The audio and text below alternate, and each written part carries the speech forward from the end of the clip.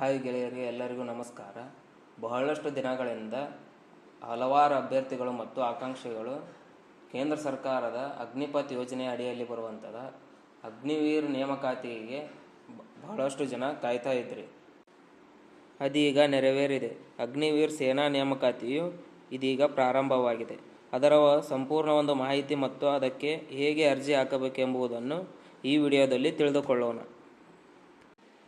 ಮೊದಲನೇದಾಗಿ ನಾವು Chrome ಬ್ರೌಸರನ್ನು open ಮಾಡೋಣ.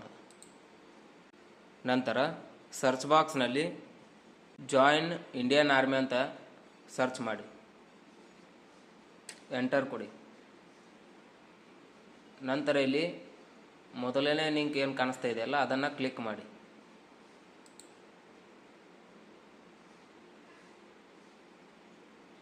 ಕ್ಲಿಕ್ ಮಾಡಿದ ನಂತರ ಒಂದು ಕ್ಯಾಪ್ಚಾ ಕೋಡ್ ಕಾಣ್ತಾ ಇದೆ, ಅದನ್ನು ಎಂಟರ್ ಮಾಡಿ.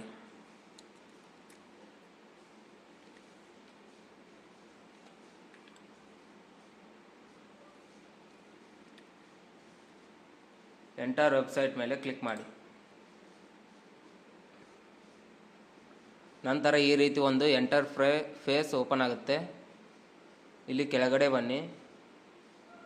ಇಲ್ಲಿ ನೀವು ನೋಡ್ತಾ ಇರ್ಬೋದು JCOR Agniveer apply or login ಅಂತ ಇದೆ, ಅದನ್ನು ಕ್ಲಿಕ್ ಮಾಡಿ.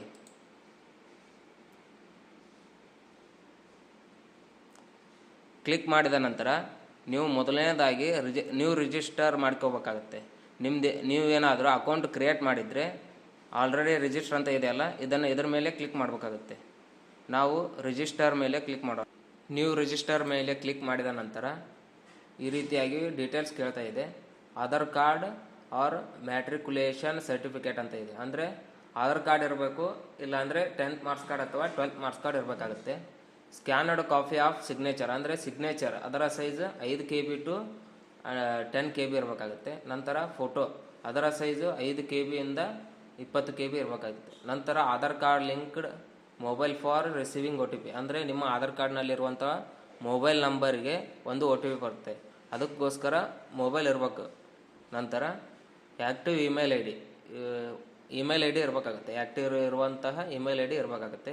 ನಂತರ ಮಾರ್ಕ್ಶೀಟ್ ಆಫ್ ಕ್ವಾಲಿಫೈಯಿಂಗ್ ಕೋರ್ಸ್, ಅಂದರೆ ಮಾರ್ಕ್ಸ್ ಕಾರ್ಡ್ ಇರಬೇಕಾಗುತ್ತೆ ನಿಮ್ಮ ಕಡೆ, 10th ಅಥವಾ 12th ಮಾರ್ಕ್ಸ್ ಕಾರ್ಡ್.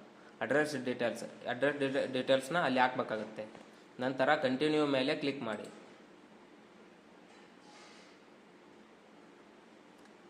ಕಂಟಿನ್ಯೂ ಮೇಲೆ ಕ್ಲಿಕ್ ಮಾಡಿದ ನಂತರ ಈ ರೀತಿಯಾಗಿ ತೋರಿಸ್ತಾ ಇದೆ. ನಂತರ ಇಲ್ಲಿ ಮತ್ತೆ ಕಂಟಿನ್ಯೂ ಮೇಲೆ ಕ್ಲಿಕ್ ಮಾಡಿ. ಕ್ಲಿಕ್ ಮಾಡಿದ ನಂತರ ಪರ್ಸನಲ್ ಡೀಟೇಲ್ಸ್ ಅಂತ ಇದೆ. ನಾವಿಲ್ಲಿ ಆಧಾರ್ ನಂಬರ್ಲಿಂದ ರಿಜಿಸ್ಟರ್ ಮಾಡೋಣ. ಓಕೆ ಮೇಲೆ ಕ್ಲಿಕ್ ಮಾಡಿ.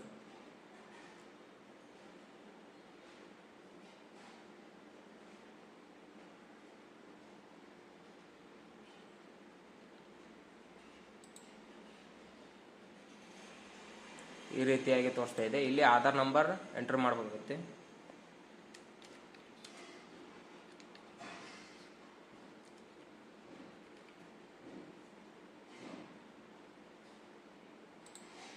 ನಂತರ ಇಲ್ಲಿ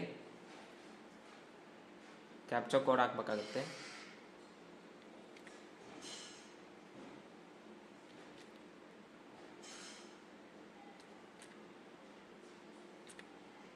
ನೆಕ್ಸ್ಟ್ ಮೇಲೆ ಕ್ಲಿಕ್ ಮಾಡಿ. ಕ್ಲಿಕ್ ಮಾಡಿದ ನಂತರ ನಿಮ್ಮ ಮೊಬೈಲ್ಗೆ ಒಂದು OTP ಬರ್ತದೆ, ಅದನ್ನು ಇಲ್ಲಿ ಹಾಕಿ.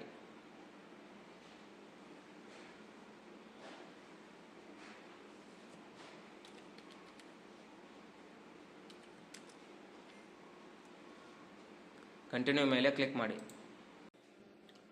ನೀವು ಇಲ್ಲಿ ನೋಡ್ತಾ ಇರ್ಬೋದು ಡೆಸಿಮಲ್ ಸ್ಟೇಟ್ ಅಂತ ಕೇಳ್ತಾ ಇದೆ. ಇಲ್ಲಿ ನಿಮ್ಮ ಸ್ಟೇಟ್ ಯಾವುದಿದೆಯಲ್ಲ ಅದನ್ನು ಹಾಕಿ. ನಂತರ ಫಾದರ್ ನೇಮ್ ಕೇಳ್ತಾ ಇದೆ, ಫಾದರ್ ನೇಮ್ ಹಾಕಿ. ಆಮೇಲೆ ಮದರ್ ನೇಮ್ನ ಹಾಕಬೇಕಾಗತ್ತೆ.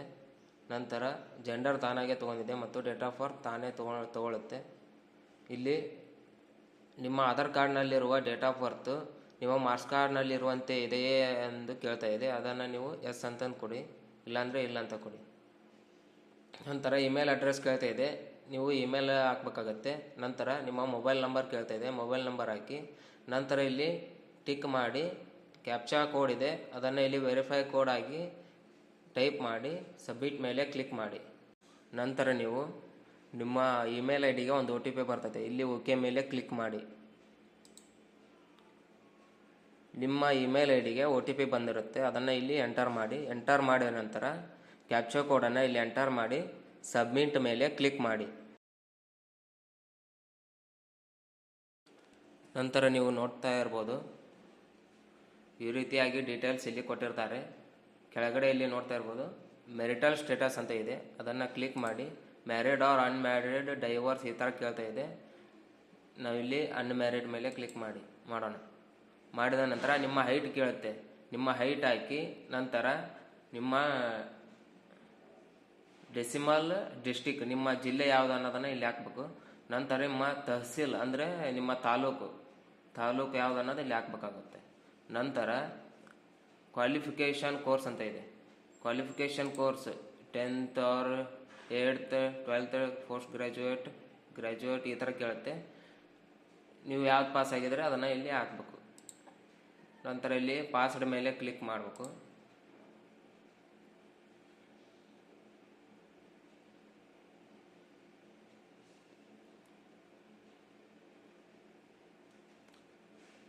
ಕ್ಲಿಕ್ ಮಾಡಿದ ನಂತರ ನಿಮ್ಮ 10th ಬೋರ್ಡ್ ಯಾವ್ದು ಅನ್ನೋದನ್ನು ಇಲ್ಲಿ ಹಾಕ್ಬೇಕು. CBSE, ICSE, ಸ್ಟೇಟ್ ಬೋರ್ಡು ಯಾವ್ದು ಅನ್ನೋದನ್ನು ಇಲ್ಲಿ ಹಾಕ್ಬೇಕು. ನಾವು ಸ್ಟೇಟ್ ಬೋರ್ಡ್ ಹಾಕೋಣ. ಸ್ಟೇಟ್ ಬೋರ್ಡ್ ಹಾಕಿದ ನಂತರ ನಿಮ್ಮ ಸ್ಟೇಟ್ ಕೇಳುತ್ತೆ, ರಾಜ್ಯ ಯಾವ್ದು ಅನ್ನೋದನ್ನು ಕೇಳುತ್ತೆ, ಇಲ್ಲಿ ನಿಮ್ಮ ರಾಜ್ಯ ಹಾಕಿ. ನಂತರ 10th ಮಾರ್ಕ್ಸ್ ಕಾರ್ಡಿನ ರೋಲ್ ನಂಬರ್ ಕೇಳ್ತಾ ಇದೆ, ರೋಲ್ ನಂಬರ್ ಹಾಕಿ.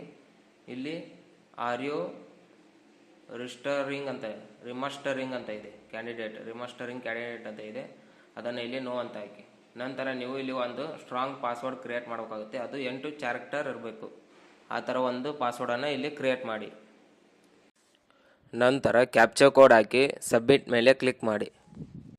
ನಂತರ ನೀವು ಯೂಸರ್ ನೇಮ್ ಮತ್ತು ಪಾಸ್ವರ್ಡ್ ಹಾಕಿ ಲಾಗಿನ್ ಮೇಲೆ ಕ್ಲಿಕ್ ಮಾಡಿ. ಕ್ಲಿಕ್ ಮಾಡಿದ ನಂತರ ಈ ರೀತಿಯಾಗಿ ನಿಮಗೆ ಒಂದು ಇಂಟರ್ಫೇಸ್ ಓಪನ್ ಆಗುತ್ತೆ. ಇಲ್ಲಿ ಹಲವಾರು ಪೋಸ್ಟ್ಗಳಿವೆ, ಅವುಗಳಲ್ಲಿ ನಿಮಗೆ ಯಾವುದು ಬೇಕಾಗುತ್ತಲ್ಲ ಅದಕ್ಕೆ ನೀವು ಅಪ್ಲೈ ಮಾಡಬೇಕಾಗುತ್ತೆ. ಇಲ್ಲಿ Agniveer general duty, Agniveer tech, Agniveer clerk or SKT ಅಂತ ಇದೆ. ಮತ್ತು ಅಗ್ನಿವೀರ್ ಟ್ರೇಡ್ಮ್ಯಾನ್ 8th ಕ್ವಾಲಿಫಿಕೇಷನ್ ಆಗಿರ್ಬೇಕಾಗುತ್ತೆ. ಅದಕ್ಕೆ ಅಗ್ನಿವೀರ್ ಟ್ರೇಡ್ಮನ್ಸ್ ಅಂದರೆ 10th ಕ್ವಾಲಿಫಿಕೇಷನಿನ ಅಗ್ನಿವೀರ್ ಟ್ರೇಡ್ಮನ್ಸ್ ಆಗಿರುತ್ತೆ. ಅದು ನಾವು ಈಗ ಜನರಲ್ ಡ್ಯೂಟಿಯನ್ನು ಹಾಕೋಣ. ಅಗ್ನಿವೀರ್ ಜನರಲ್ ಡ್ಯೂಟಿಯನ್ನು ಅಪ್ಲೈ ಮೇಲೆ ಕ್ಲಿಕ್ ಮಾಡೋಣ. ಈ ರೀತಿಯಾಗಿ ಓಪನ್ ಆಗುತ್ತೆ. ನಂತರ ನೀವು ಇಲ್ಲಿ ಕಂಟಿನ್ಯೂ ಮೇಲೆ ಕ್ಲಿಕ್ ಮಾಡಿ.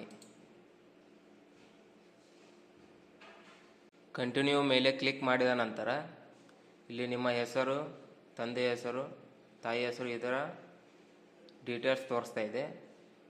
ಇಲ್ಲಿ 6ನೇ ಆಪ್ಷನ್ ನೋಡ್ತಾ ಇರ್ಬೋದು, ರಿಲಿಜಿಯನ್ ಅಂತ ಕಾಣ್ತಾ ಇದೆ, ಅದನ್ನು ಕ್ಲಿಕ್ ಮಾಡಿ.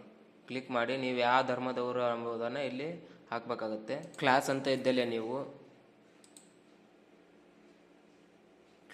ಇದ್ದಲ್ಲಿ ನೀವು ಕ್ರಿಶ್ಚಿಯನ್ನು, ಮುಸ್ಲಿಮು ಅಥವಾ ಯಾವುದೆಂಬುದನ್ನು ನೀವು ಇಲ್ಲಿ ಹಾಕಬೇಕಾಗುತ್ತೆ. ನಮ್ಮದು ಇಲ್ಲಿ ಸ್ಕೆಡ್ಯೂಲ್ಡ್ ಟ್ರೈಬ್ಸ್, ಅದನ್ನು ಹಾಕೋಣ.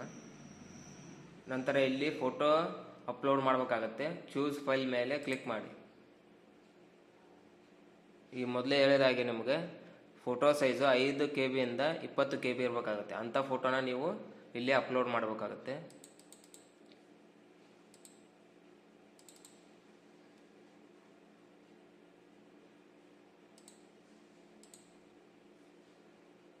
ನಂತರ ಇಲ್ಲಿ ಸಿಗ್ನೇಚರ್ ಅಪ್ಲೋಡ್ ಮಾಡಬೇಕು. ಅದರ ಸೈಜು 5 KB ಇಂದ 10 KB ಇರಬೇಕು. ಚೂಸ್ ಫೈಲ್ ಮೇಲೆ ಕ್ಲಿಕ್ ಮಾಡಿ.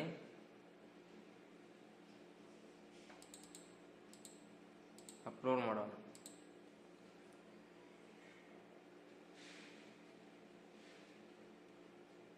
ನಂತರ ನಾವು ಸೇವ್ ಆ್ಯಂಡ್ ಕಂಟಿನ್ಯೂ ಮೇಲೆ ಕ್ಲಿಕ್ ಮಾಡೋಣ. ಲೋಡಿಂಗ್ ಆಗ್ತಾ ಇದೆ.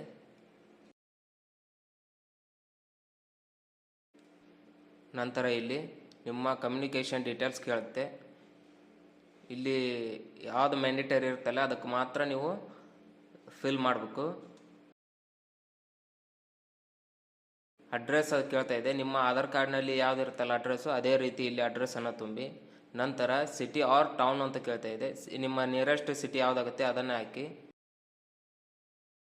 ನಂತರ ನೀವು ಬ್ಲಾಕ್ ಅಂದರೆ ನಿಮ್ಮ ಏರಿಯಾ ಅಥವಾ ವಾರ್ಡ್ ನಂಬರನ್ನು ಇಲ್ಲಿ ಹಾಕಬೇಕಾಗುತ್ತೆ. ನಂತರ ನಿಮ್ಮ ಊರಿನ ಪಿನ್ ಕೋಡನ್ನು ಇಲ್ಲಿ ಹಾಕಿ. ಹಾಕಿದ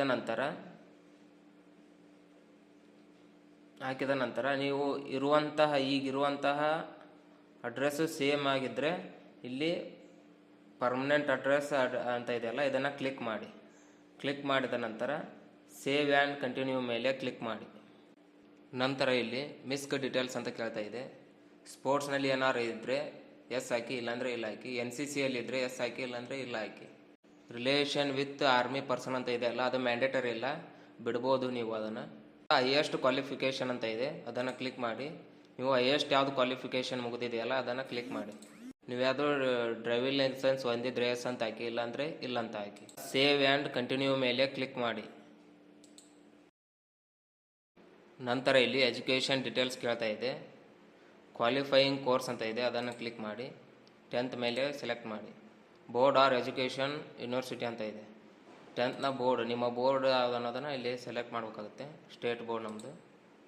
ನಂತರ ಇಯರ್ ಆಫ್ ಪಾಸಿಂಗ್ ಅಂತ ಇದೆ, ಅದನ್ನು ಇಲ್ಲಿ ಕ್ಲಿಕ್ ಮಾಡಿ. ನಿಮ್ಮ 10th ಯಾವಾಗ ಮುಗಿದಿದೆಯಲ್ಲ ಆ ಇಯರ್ನ ಇಲ್ಲಿ ಸೆಲೆಕ್ಟ್ ಮಾಡಿ. ನಂತರ ಇಲ್ಲಿ 10th ಮಾರ್ಕ್ಸ್ ಕಾರ್ಡ್ನ ರೋಲ್ ನಂಬರ್ ಹಾಕಿ. ನಂತರ ಸರ್ಟಿಫಿಕೇಟ್ ಅಂದರೆ ನಿಮ್ಮ 10th ಮಾರ್ಕ್ಸ್ ಕಾರ್ಡ್ನ ಎಡಗಡೆಯ ಮೂಲೆಯಲ್ಲಿ ಒಂದು ಸರ್ಟಿಫಿಕೇಟ್ ನಂಬರ್ ಇರುತ್ತೆ, ಅದನ್ನು ಇಲ್ಲಿ ಹಾಕಿ. ನಂತರ ನೀವು ಇಲ್ಲಿ ಆ್ಯಡ್ ಮೇಲೆ ಕ್ಲಿಕ್ ಮಾಡಿ.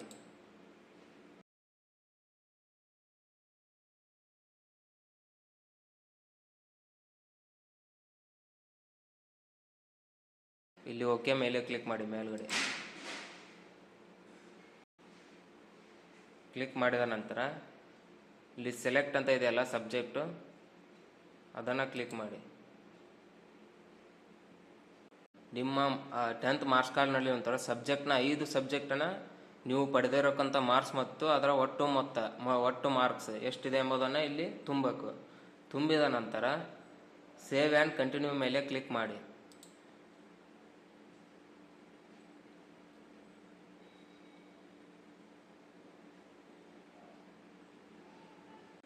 ಕ್ಲಿಕ್ ಮಾಡಿದ ನಂತರ exam centre, first choice, second choice, third choice, fourth choice, fifth choice, ಹೀಗೆ 5 ಚಾಯ್ಸ್ ಇರ್ತವೆ ನಮಗೆ. ಅದನ್ನು ಸೆಲೆಕ್ಟ್ ಮಾಡಬೇಕು.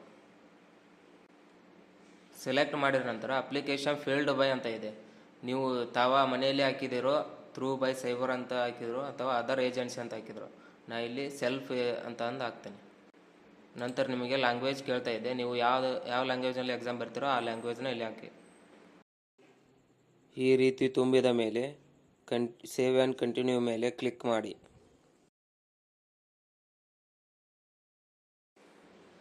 ನಂತರ ಇಲ್ಲಿ ಸಮ್ಮರಿ ಆಫ್ ಯುವರ್ ಇನ್ಫಾರ್ಮೇಷನ್ ಅಂತ ಇದೆ. ಅಪ್ಲಿಕೇಶನ್, ನೀವೇನು ಅಪ್ಲಿಕೇಶನ್ ಹಾಕಿದ್ರಲ್ಲ ಅದರ ಪ್ರತಿಯೊಂದು ಡೀಟೇಲ್ಸ್ ಇಲ್ಲಿ ತೋರಿಸ್ತಾ ಇದೆ. ಇದೇನೋ ಕರೆಕ್ಟ್ ಇದ್ದರೆ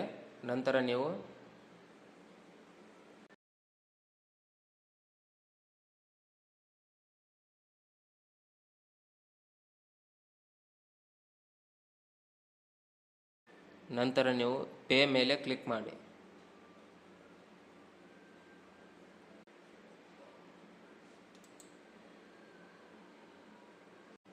ನೀವಿಲ್ಲಿ ಮೊಬೈಲ್ ನಂಬರ್ ಮತ್ತು ಇಮೇಲ್ ID ಹಾಕಿ ಪ್ರೊಸೆಸ್ ಕೊಟ್ಟ ನಂತರ ನೀವು QR ಕೋಡ್ ಮೂಲಕನಾದರೂ ಫೋನ್ಪೇ ಮಾಡ್ಬೋದು. UPI ID ಅಥವಾ UPI ID ಮೂಲಕನೂ ನೀವು ಫೋನ್ಪೇ ಮಾಡೋದು, ಕಾರ್ಡ್ನ ಬಳಸ್ಬೋದು ಮತ್ತು ನೆಟ್ ಬ್ಯಾಂಕಿಂಗ್ ಡೀಟೇಲ್ಸ್ ಕೊಟ್ಟು ನೀವು ಪೇನ ಮಾಡ್ಬೋದು. ಈ ರೀತಿಯಾಗಿ ನೀವು ಅಗ್ನಿವೀರ್ಗೆ ಅರ್ಜಿಯನ್ನು ಹಾಕಬೇಕಾಗುತ್ತೆ. ಧನ್ಯವಾದಗಳು. ಇದೇ ರೀತಿ ವಿಡಿಯೋಗಳಿಗಾಗಿ ಸಬ್ಸ್ಕ್ರೈಬ್, ಶೇರ್, ಲೈಕ್ ಮಾಡಿ.